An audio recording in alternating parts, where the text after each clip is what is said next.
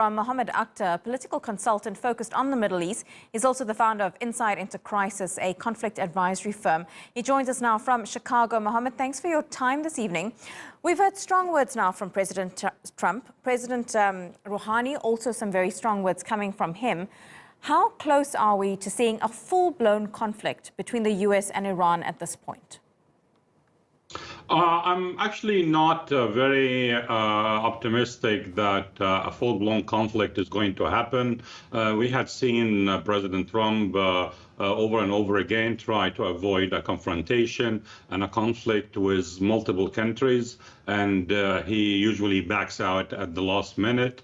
I think he's waiting right now for the verification of intelligence and the U.S. military satellite images and others that the attack came from Iran or from Iranian proxies in Iraq. Right now, we're looking at satellite images that indicates that this attack could not have happened from Yemen, since there were 19 targets, and Yemenis are claiming to have used 10 drones.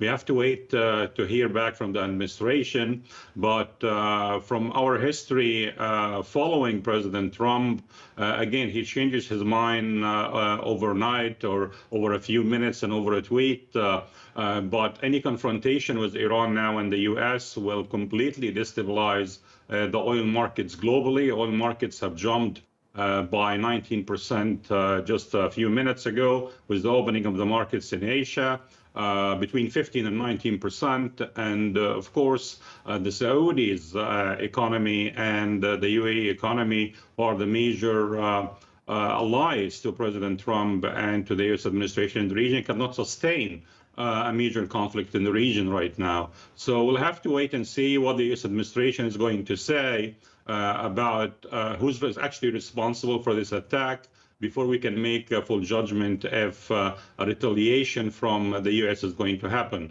And looking at Iranian capability of retaliation against U.S. interests in the region, U.S. allies in the region, I think everyone is holding their breath right now for a major conflict to happen.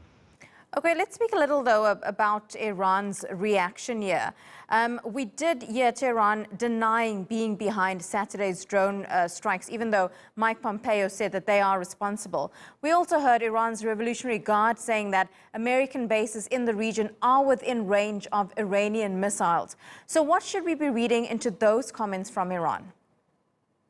Well, the first one, even if Iran denies responsibility, direct responsibility that these attacks had been launched from Iran territory or Iraqi territories, the Houthis are a major ally to Iran. They would not have gotten the technology for the drones and other missiles technology without direct help from Iran. They are not simply capable of having this technology by their own. So Iran's involvement is clear to every observer in the region. Either this involvement was direct or indirect to the Houthis.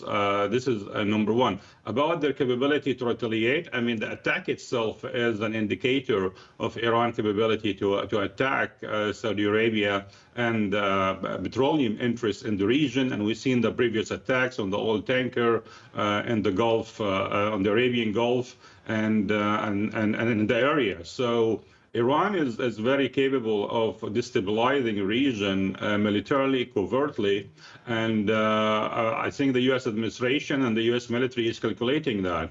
And then when we look also at the departure of John Bolton just a week ago, I think the hawks in Washington are not really looking for a confrontation right now. And then Iran, they have a lot of proxies. You know, look, we have the Houthis in Yemen, we have Shiite militia in Iraq, we have Hezbollah in Lebanon, and to a lesser degree Hamas in Gaza. And Iran definitely will retaliate through the proxies around the region, which will make the region even more dangerous than it is today. Okay, Mohamed Okda, we appreciate your insight into that. Live to us there from Chicago.